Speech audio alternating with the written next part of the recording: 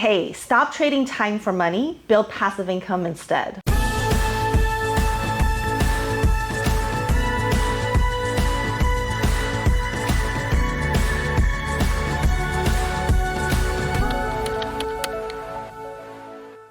Let's face it, the number one reason you're not financially free is probably because you're trading time for money instead of building passive income. If you're clocking in every day and feeling like you're barely getting ahead, it's probably not because you're not working hard enough. It's probably because you're not working smart enough. And in today's video, we're going to talk about how to shift your mindset and strategy to start building passive income streams that can work for you regardless of whether you're traveling, sleeping, or spending time with money. Why trading time for money is limiting? Well, because when you trade time for money, your earning potential is capped by the hours you can work. So let's say you make $50 an hour, and I think that sounds pretty great, right? But even if you work 40 hours a week, that's $2,000 a week before taxes. And the moment you stop working, that income stops. Unfortunately, most of us are taught that the ultimate security is in a stable job. But when we really think about it, for most people, your job is one of the least stable sources of income out there. If you are let go due to downsizing, that income stops immediately. Or if you get sick and you stop working, that income also stops immediately. Or what if you have a family member who gets sick and you have to stop working to care for them? Well, your income stops immediately.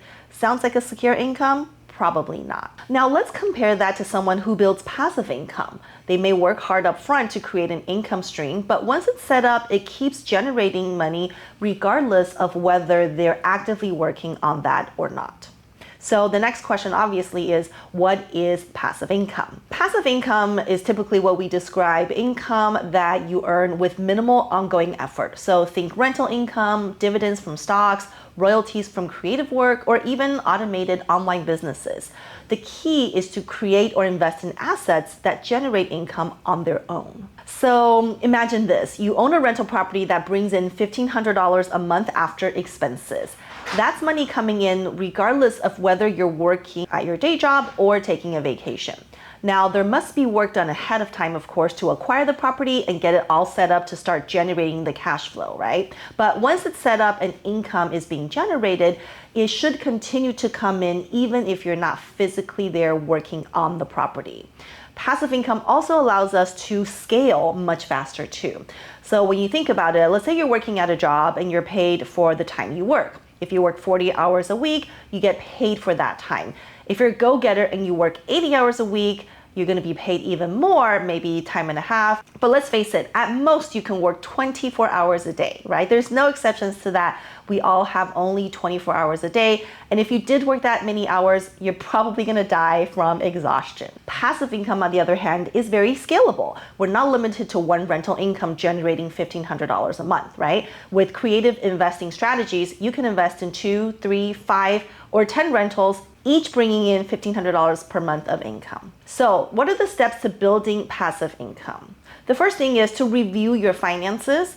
Next thing, choose an income stream. And then the third thing is to just make sure you get started. Start by looking at your income and expenses and savings. This will tell you how much you can invest in to create passive income.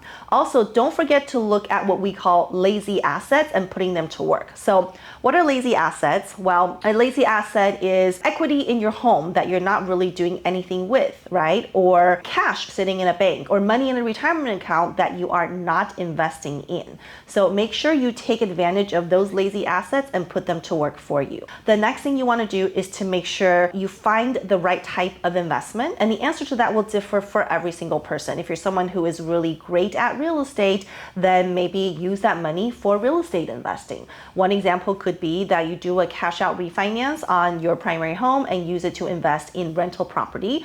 When you do that, now you've put that lazy asset of equity to work for you in a different rental property.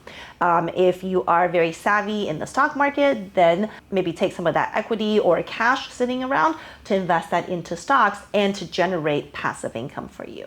For most people, the hardest part about generating passive income is really just starting, right? People are afraid to invest and try new things. But if you think about it, if you empower yourself with the knowledge on how to invest your money, how to grow your money, then you can do so very safely. And the reason to build passive income is not just about making more money, it's really about having more security and more options, right? The security to know that if you were to get sick or if you had a family member get sick, you have the ability to not work and to be able to take care of yourself or take care of them. Options means that you have the opportunity to do different things. So you might be able to go down to working part-time and spend more time with your family, or to travel, or just to do other things that you enjoy. And even if you're someone who loves your career, who loves your job, having that additional income source from passive income just gives you that additional sense of security in case of a rainy day. If this resonates with you, be sure to hit the like button and subscribe for more financial and tax investing tips from a real estate CPA.